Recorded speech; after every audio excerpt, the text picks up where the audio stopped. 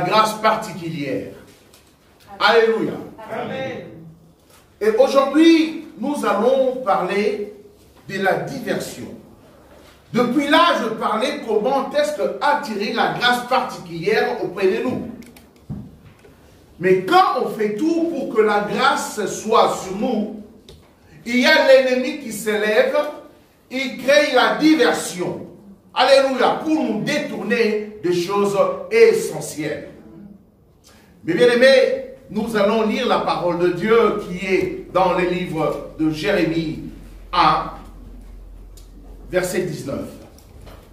Dieu de gloire de Tout-Puissant, nous venons auprès de toi, toi qui es tout pour nous, Seigneur. Nous ouvrons nos cœurs pour que tu puisses nous parler. Nous ouvrons nos cœurs, Seigneur Jésus, pour que tu puisses prendre ta place, la première place, Seigneur. C'est que nous te demandons aujourd'hui que tu puisses nous ouvrir des oreilles spirituelles, l'entendement, l'intelligence pour comprendre ta parole, ô Dieu de gloire. Et nous chassons tout esprit qui ne confesse pas ton nom en ce lieu, au nom puissant de Jésus. Peuple de Dieu, dit Amen. Amen. Que le Seigneur vous bénisse richement. Amen. Prenez place. Alléluia. Jérémie 1, 19. Nous connaissons ce verset. Alléluia. Il dit, ils te feront la guerre, mais ils ne te vaincront pas. Amen. Ils te feront la guerre, mais ils ne te vaincront pas. Là, c'est la parole de Dieu qui a donné à Jérémie. Mon bien-aimé, cet après-midi, cette parole, elle est dédiée à toi. C'est à toi de prendre cette parole. Alléluia pour toi. Dieu est en train de déclarer, ils te feront la guerre, mais ils ne te vaincront pas, car je suis avec toi. Pourquoi? Pour te délivrer, dit l'Éternel. Amen. Alléluia. Mais vous savez, à chaque fois, c'est une parole que nous connaissons. Mais à chaque fois que je lis cette parole, je m'interroge. Je m'interroge. Pourquoi je m'interroge? Parce que c'est la parole que que Dieu a donnée à Jérémie. Il dit que ils te feront la guerre. Mais vous savez quoi, mes bien-aimés? Nous aimons bien qu'on n'ait pas la guerre. Nous aimons bien avoir une vie tranquille. Nous aimons bien faire que notre vie soit en douce. Quand nous voulons quelque chose, que ça passe comme une lettre à la poste. Alléluia. Mais Dieu dit, ils te feront la guerre. Qui te feront la guerre? Alléluia. Donc, mes bien-aimés, Dieu n'enlève pas la guerre devant toi. Il n'enlève pas le combat. Non. Mais il va te donner de quoi vaincre le combat. Amen. Alléluia. Là, dans ce contexte, je vais planter le décor. Là, nous parlons de la diversion. Nous parlons de la diversion. Donc, cela veut dire qu'il y a un combat. Nous sommes dans un combat spirituel perpétuel. Alléluia. Mais l'ennemi comprend. L'ennemi a des stratégies. L'ennemi étudie tes faits et gestes. Quand il voit que tu es là, tu es un soldat debout. Alléluia. Il va chercher à te distraire. À te distraire, pourquoi? Quand tu es dans la distraction, il va opérer en douce. Il va opérer en douce parce que tu es distrait. Quand on parle de la diversion, c'est une opération militaire destinée à détourner l'ennemi d'un point. Vous savez que je dois aller au nord. Mais qu'est-ce que lui, il va faire? Il va essayer de créer d'autres foyers de gauche à droite pour que tu ne vises pas le nord. Pour que tu ne vises pas là où il est, pour ne pas le faire mal. Il va mettre de petits 3 foyers à côté. Tu ne sais pas. ça tape de gauche à droite. Quand toi tu regardes à côté, mais lui, c'est là où il va cibler. Mais bien aimé, en Jésus-Christ, nous devons savoir c'est quoi notre essentiel. Amen. Si la Bible dit, cherchez premièrement le royaume de cieux et les autres choses vous seront données par-dessus, ce n'est pas pour rien. Parce que nous, humains, nous voulons toujours regarder des choses au lieu de chercher ce qui est essentiel. Oui, le travail est essentiel. C'est bien aussi le travail. C'est bien le mariage. C'est bien d'avoir de l'argent. C'est bien, c'est bien, c'est bien. Mais chercher toutes ces choses-là, nous pouvons les acheter. On peut acheter, mes bien-aimés. On peut acheter. Mais les royaumes de cieux, il n'y a pas de prix, on ne peut pas acheter. Il sait qu'un jour, il ira, l'ennemi il sera enfermé. Il ne veut pas aller tout seul. C'est pour cela qu'il va créer des diversions tout autour de nous. Alléluia. Même si tu as la mission que Dieu a mis pour toi, tu as une destinée. Ce que Dieu a décidé pour toi. Mais néanmoins, mon bien-aimé, c'est à toi de faire un effort pour aller dans ta destinée. Mais qu'est-ce que l'ennemi va faire? Il va mettre sur ton chemin des personnes qui vont te troubler, qui vont te distraire, pour que tu n'arrives pas à ta destinée. Alléluia. Amen. Là, nous parlons de Jérémie. Nous restons toujours sur le chapitre 1. Vous savez quoi? La parole de Jérémie, il est en train de nous expliquer sa vie. Dieu lui donne une mission. Comme toi, mon bien-aimé, tu as une mission aussi. Ah non, mais je ne suis pas pasteur. Non, tu as une mission. Le fait de connaître Jésus-Christ, tu dois parler de Jésus-Christ dans ta famille. Amen. Alléluia. Tous nous avons une mission. Mais c'est à nous maintenant de saisir la mission ou d'abandonner la mission. Pourquoi? Pourquoi on doit abandonner la mission? Si, au lieu de regarder ce qu'on devait faire, mais nous sommes dans la distraction. C'est l'ennemi qui ramène la distraction. Jérémie, à ce moment-là, dans le royaume de Juda, ils avaient des problèmes. Ils se sont détournés de Dieu. Et Dieu confie à Jérémie une mission. Qu'est-ce qui s'était passé? Et pourquoi tout d'abord Dieu a donné la mission à Jérémie? Là, je suis dans le chapitre de Jérémie 1, 16. Là, c'est Dieu qui est en train de parler.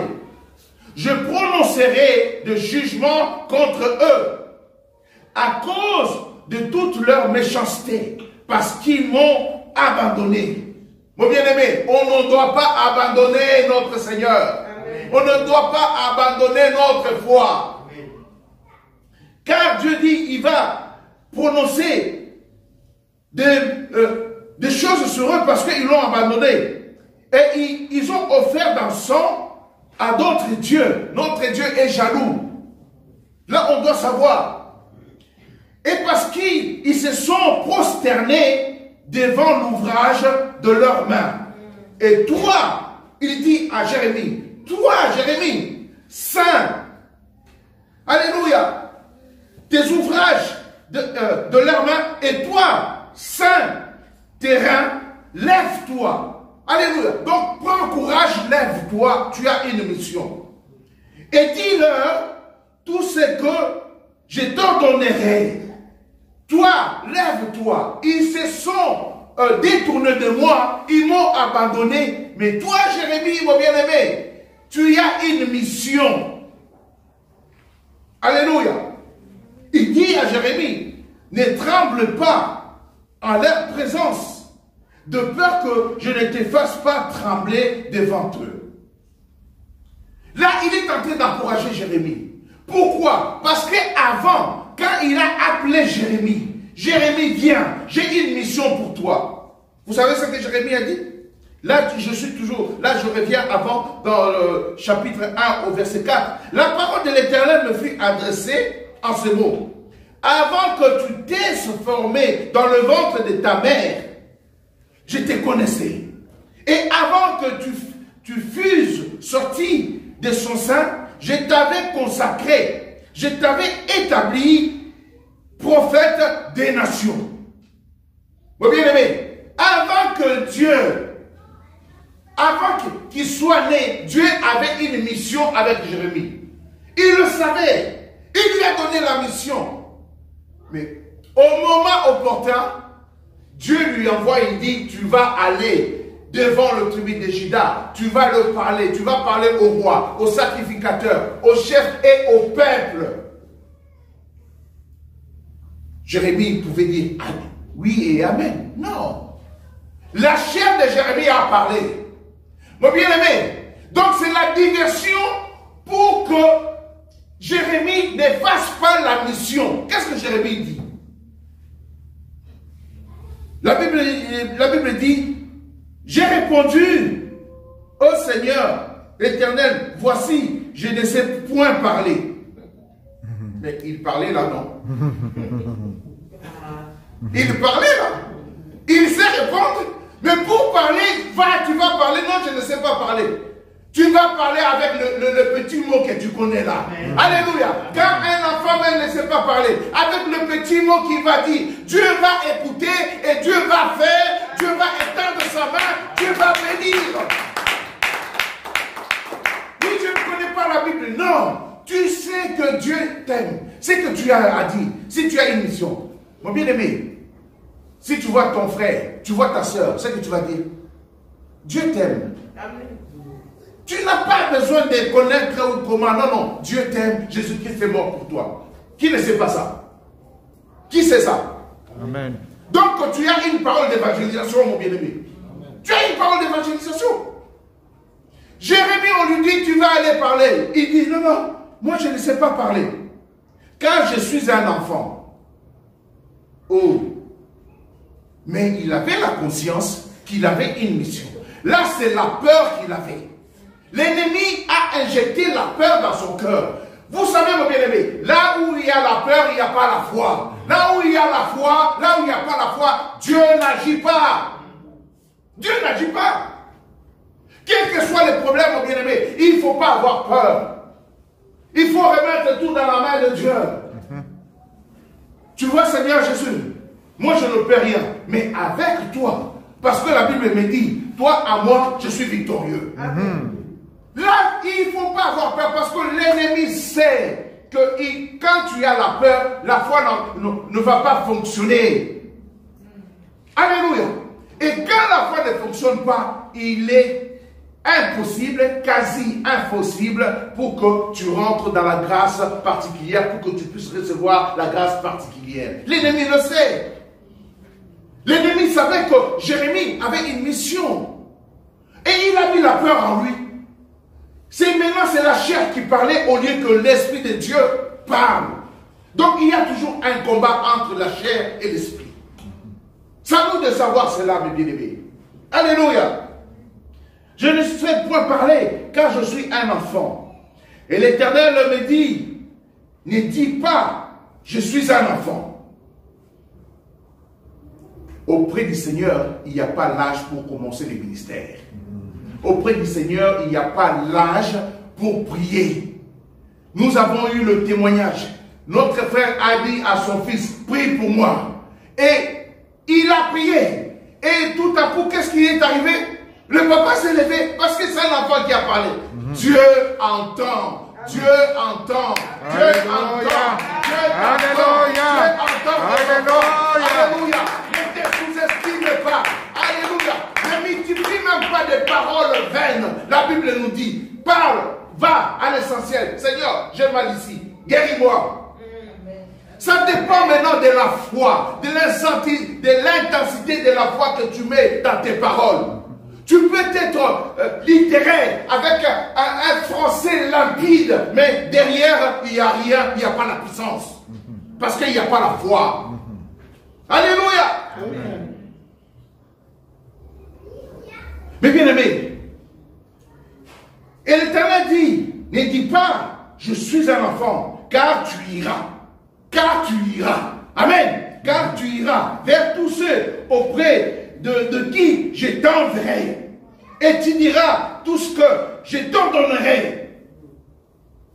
Il lui donne l'ordre.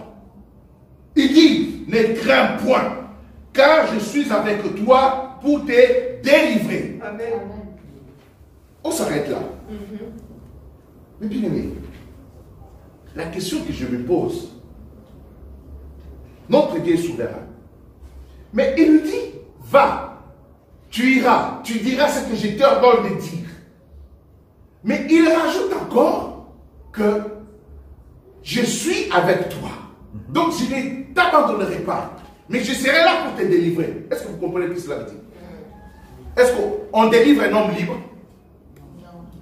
Est-ce qu'on délivre un homme libre? Non. Donc cela veut dire, Dieu est en train de dire à Jérémie, la mission que je te donne n'est pas facile.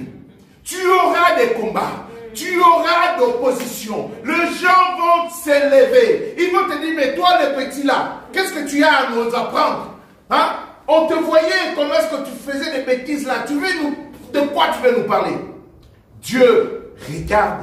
Ça dépend maintenant de la foi que tu as. Alléluia. Cela veut dire que le combat que tu auras, ne regarde pas l'intensité du combat, mais regarde à celui qui t'a donné la parole parce qu'il peut tout.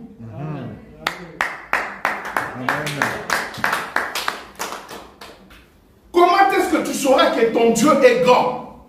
Comment est-ce que tu sauras que ton Dieu peut tout?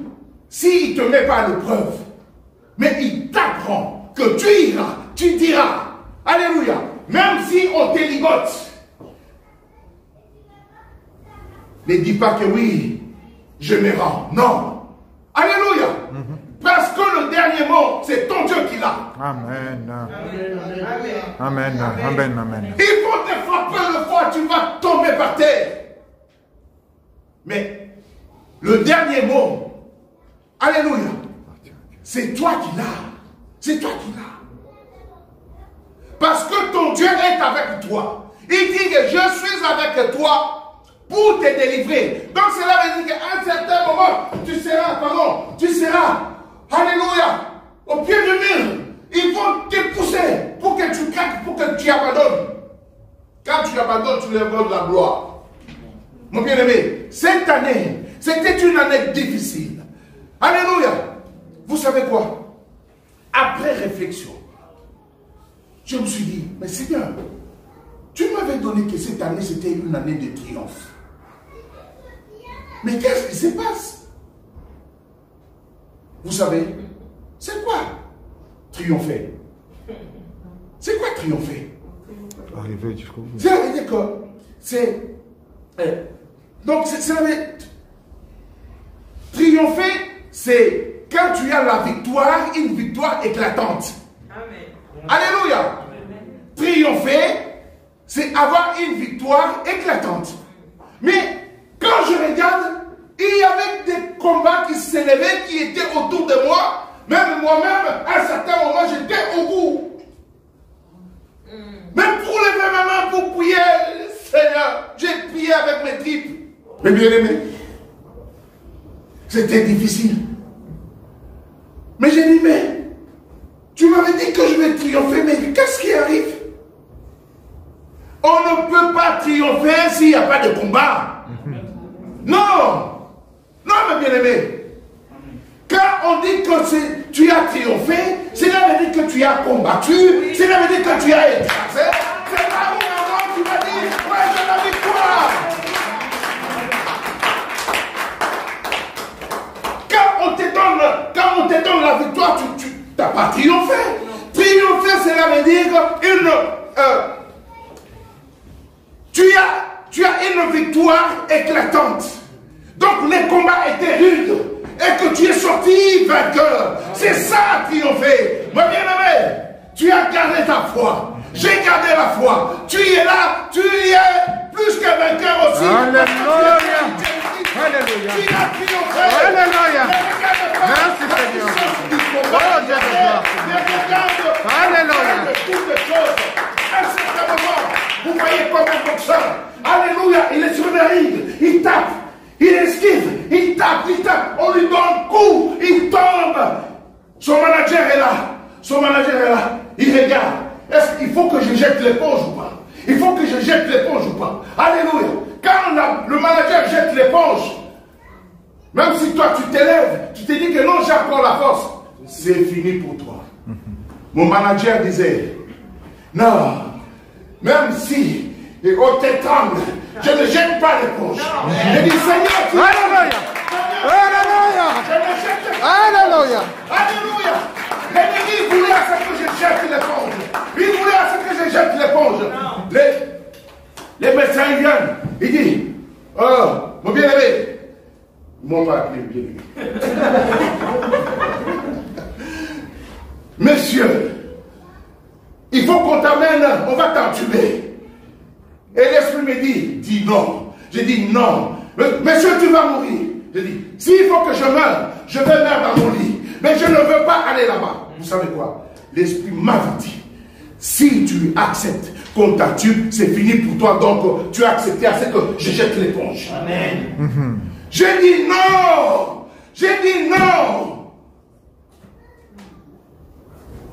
L'éponge n'était pas jetée. Amen. Vous savez quoi? Après des jours, le monsieur revient. On a fait une réunion. On a décidé à ce qu'on va te donner un produit et des antibiotiques.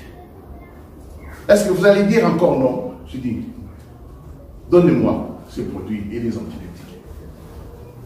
2 jours, j'étais sur pied. 2 jours, j'avais enlevé le masque. 2 jours, je regardais par la fenêtre. 2 jours, je parlais. 2 jours, je levais mes mains. 2 jours, j'ai glorifié le Seigneur. Parce que tout ce temps, les 10 jours qui étaient passés, je ne pouvais même pas parler à mon Seigneur. Mon bien-aimé, c'était la diversion. C'était la diversion. Alléluia. C'était la diversion. Pour que je ne regarde pas les choses. Et que je mette en doute même la parole que le Seigneur m'avait donnée. Que tu seras... j'ai triomphé, mon bien-aimé. Tu as triomphé aussi. Amen. Ne regarde pas les combats que tu avais. Plus grand est ton combat, plus grand sera ta bénédiction. Alléluia. Plus grand est ton combat, plus grand sera ta bénédiction. Alléluia. Ne jette pas l'éponge. Ne jette pas l'éponge. Ne jette pas l'éponge. Oui, j'ai été attaqué. Mais tu as été attaqué parce que tu as quelque chose de Dieu. Amen. Vous savez, l'ennemi n'a pas besoin de gens qui ne prient pas. L'ennemi n'a pas besoin de gens qui n'ont pas l'onction. L'ennemi n'a pas besoin de gens qui en veulent. Qui en veulent pas, pardon. Mais l'ennemi a besoin des gens qui en veulent, a besoin des gens qui ont l'onction pour les décourager, pour le faire mourir, alléluia, pour qu'il ne rentre pas dans leur destinée. Alléluia. Parce que toi, mon bien-aimé, comme tu connais Jésus-Christ, derrière toi, il y a combien de gens qui vont connaître Christ? Alléluia. Combien de gens? Ne te sous-estime pas, mon bien-aimé. Dieu t'aime. Dieu t'aime, c'est pour cela que tu as un grand combat. Sache-le que tu es victorieux. Et tout cela, tu vas le témoigner un jour. Amen. Tu vas le témoigner un jour. Il va essayer de te décourager. Ne te décourage pas. Dieu est avec toi. C'est juste après que j'avais compris pourquoi cette année était une année de triomphe. Une année de triomphe, tout simplement. Amen. Alléluia. Amen. Alléluia.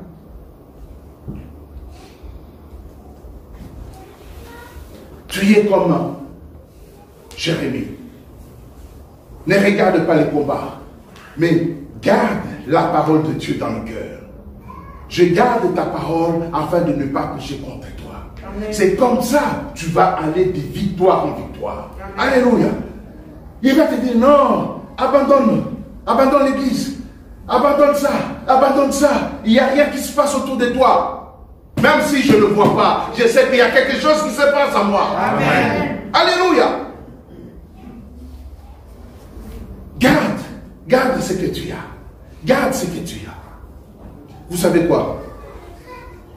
Souvent, autour de nous, l'ennemi essaie de créer des choses autour de nous. Mais c'est que moi je vais te dire, fortifie-toi. Sois courageux, sois courageuse. Mais ce qui pose problème, c'est la distraction. La distraction,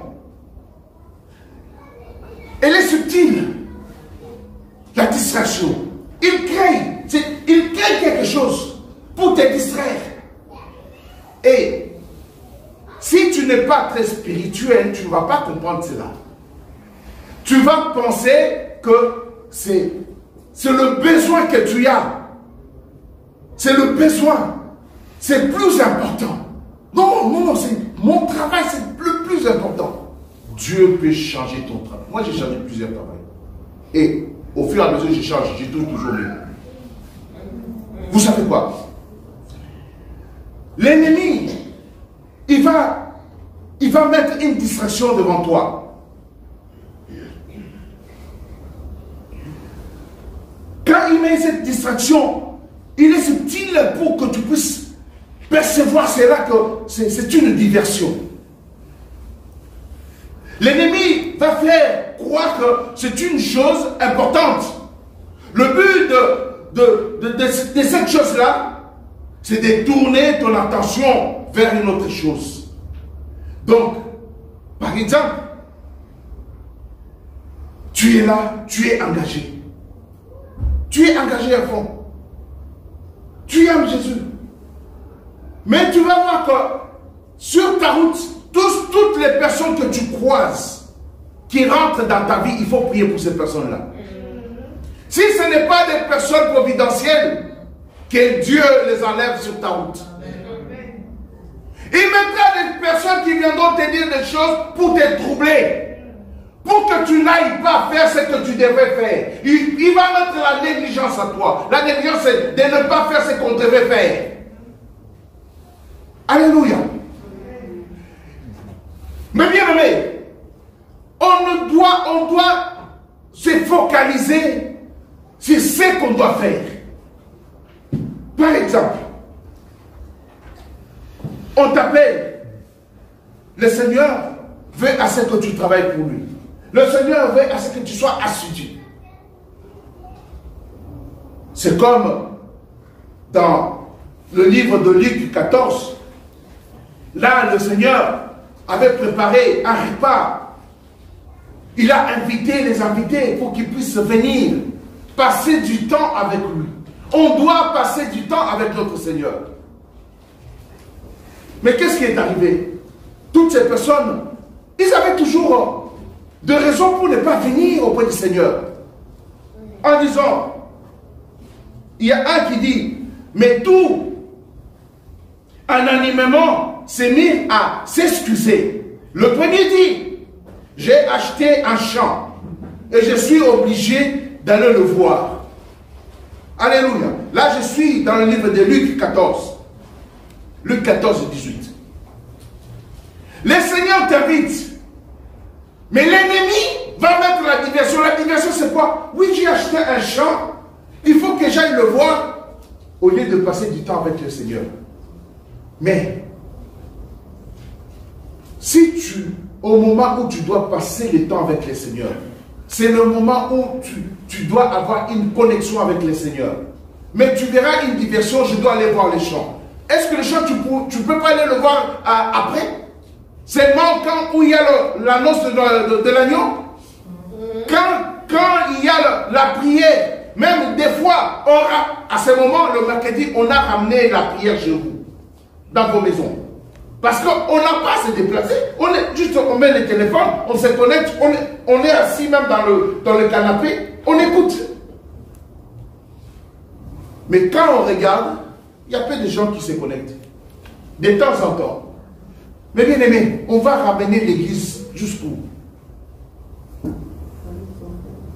Cette église-là peut rentrer même dans ta chambre et sur ton lit, tu écoutes. Mais tu ne parviens pas à écouter. Waouh! Oui, c'est le moment que je dois me reposer. Tu ne peux pas programmer pour que ce temps-là, 20h à 21h15, pour que tu donnes ce temps-là à Dieu et autre chose, tu le feras avant ou après. C'est ça la diversion de l'ennemi. Oui, si je rate une fois, qu'est-ce que ça va faire? Pour toi, ça ne va rien faire. Si c'était le jour où il y avait juste la parole qui était pour toi, où le ciel était ouvert pour toi, et l'ennemi a mis une diversion pour que tu ne puisses pas attraper ce qui a été prévu pour toi à cet instant T.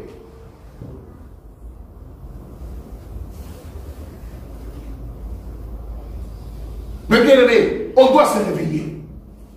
Cette personne-là pouvait aller voir le champ après. Parce qu'il avait déjà acquis, il avait déjà acheté, c'était à lui. Alléluia. Le premier lui dit, j'ai acheté un champ et je suis obligé d'aller le voir. Excuse-moi. Tu écoutes. Et l'autre dit, je te prie. Un autre dit, j'ai acheté 5 paires de bœufs. Et je vais les essayer. Comment est-ce qu'on essaie de bœufs? Je ne sais pas moi. Il faut qu'on m'explique ça. J'ai acheté les 5 paires de bœufs. Je vais les essayer. Vous voyez que c'est l'ennemi, il va mettre le mensonge dans ta bouche, non intelligente. Tu vas dire des choses et tu ne sais même pas ce que... Oui, j'ai acheté 5 bœufs, je vais les essayer. Tu vas les manger, tu vas les couper, les essayer ou tu vas faire quoi? Moi, je ne comprends pas. Ça, c'est l'ennemi qui va mettre des choses sur ta route pour te dévier de choses essentielles. Alléluia. Et je vais les essayer. Excuse-moi. Je te prie. Un autre dit, je viens de me marier et c'est pourquoi je ne puis aller. Tu viens de te marier, c'est ta femme, c'est ton mari. Amène-la à l'église, amène-le à l'église. C'est là où tu vas écouter la parole de Dieu, tu vas avoir la foi et ta famille sera tranquille. Si on voit des divorces aujourd'hui, c'est une monnaie courante.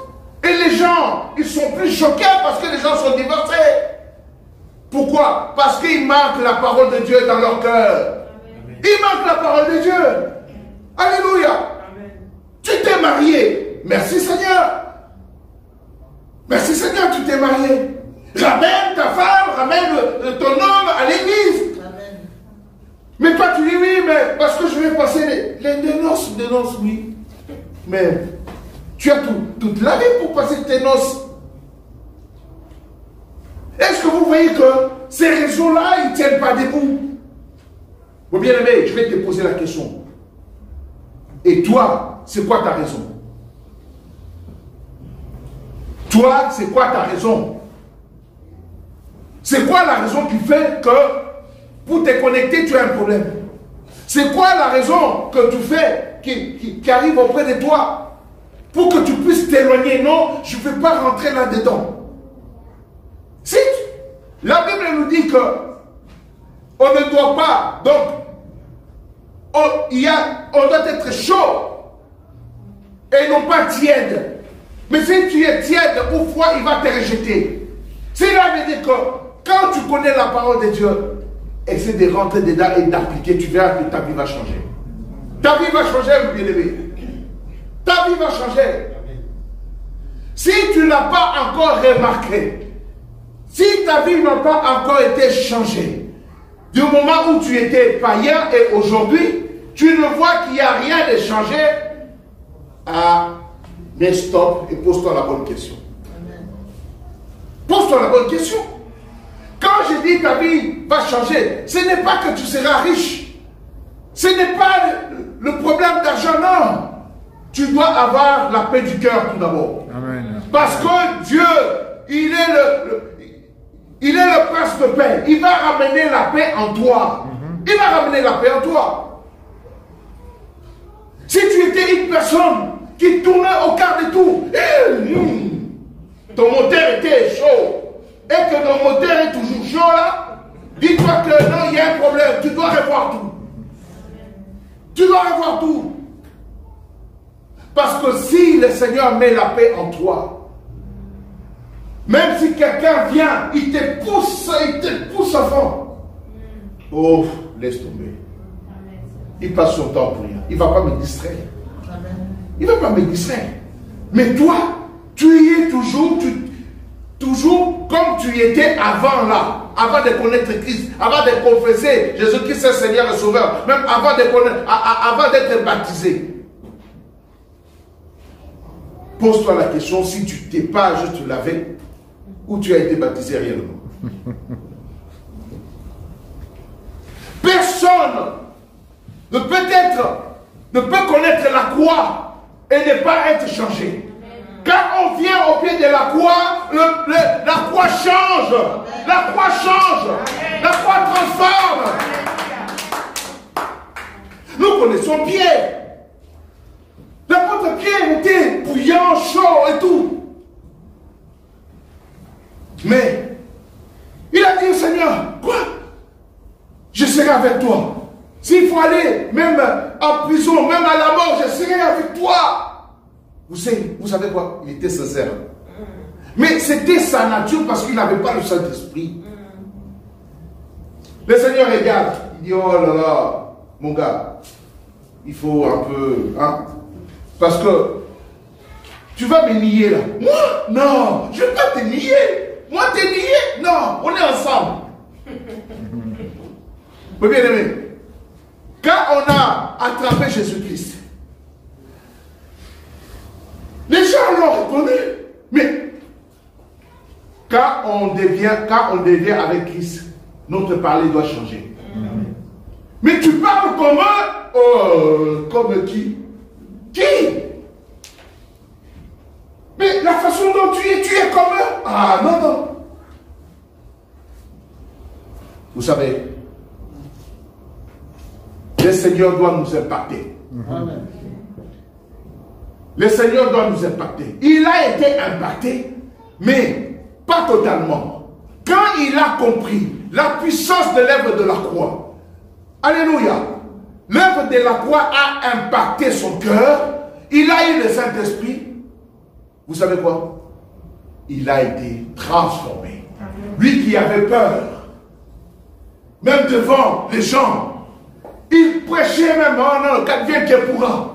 3000 âmes se convertissaient et les âmes se rajoutaient. Pourquoi? Parce que le pacte de l'œuvre de la croix était sur lui. Mon bien-aimé, cherche à être impacté par l'œuvre de la croix.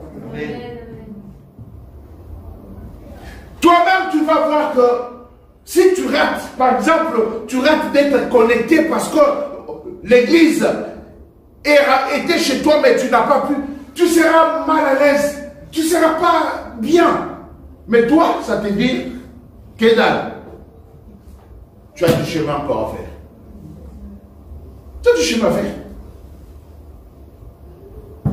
Tu dois chasser l'ennemi qui met la diversion devant toi au nom de Jésus.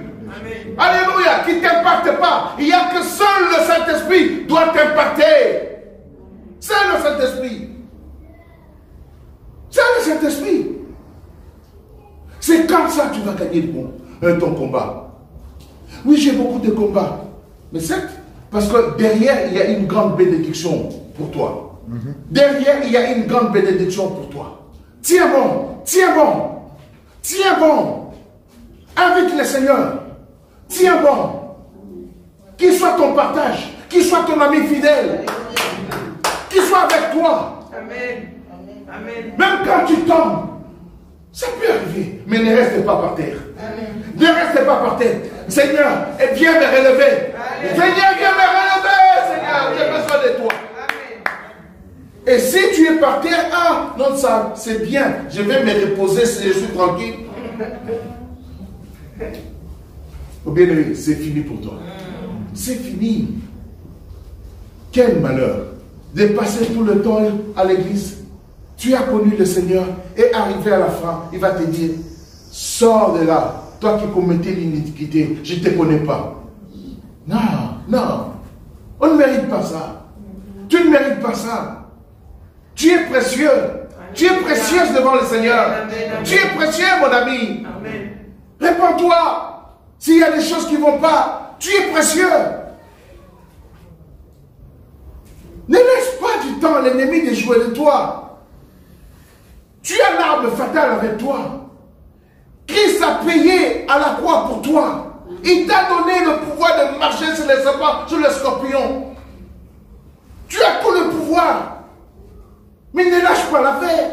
Parce qu'il y a un combat. Tu es victorieux avec Christ. Un vainqueur, c'est celui qui a combattu. Quelqu'un qui n'a jamais combattu, il ne peut pas dire que je suis vainqueur. Non. Non. Non. Alléluia. Et ne donnez pas gloire à l'ennemi. À tout bout de champ. Oui, l'ennemi m'a fait ça. Non. Ne donnez pas gloire à l'ennemi. Ne jetez pas l'éponge. Alléluia. Amen. Le Seigneur est en train de parler à quelqu'un ici. Amen. Le Seigneur est en train de parler à quelqu'un. On va se lever. On va se lever, mes bien-aimés. On va se lever. C'est individu, j'avais fait un jour à la guitare.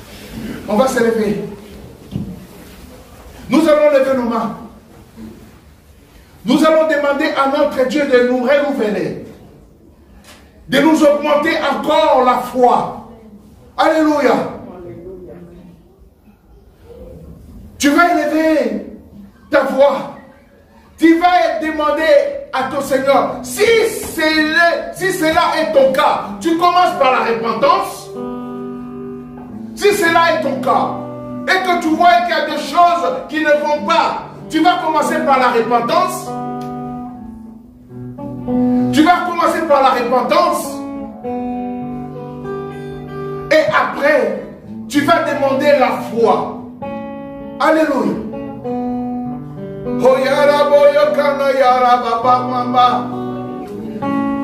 Nous avons besoin de toi, Seigneur. Que ta parole soit dans notre cœur, Seigneur. Tu connais nos faiblesses. Alléluia. Élève la voix, mon bien-aimé. Alléluia. Dis, Seigneur, si cela est ton cas, tu as laissé la diversion rentrer dans ton cœur. Tu vas dire, Seigneur, enlève toutes les mauvaises choses devant moi.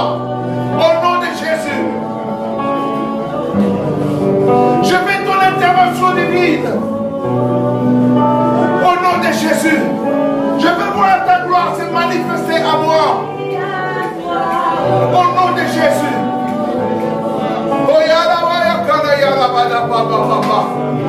Oh Seigneur, regarde tes enfants, ils ont besoin de toi. Ils viennent auprès de toi, Seigneur. Alléluia.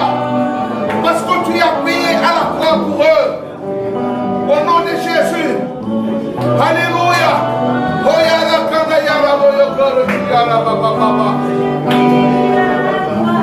Au nom de Jésus. Merveilleux ton nom, Seigneur. Glorieux ton nom. Excellent est ton nom. Alléluia.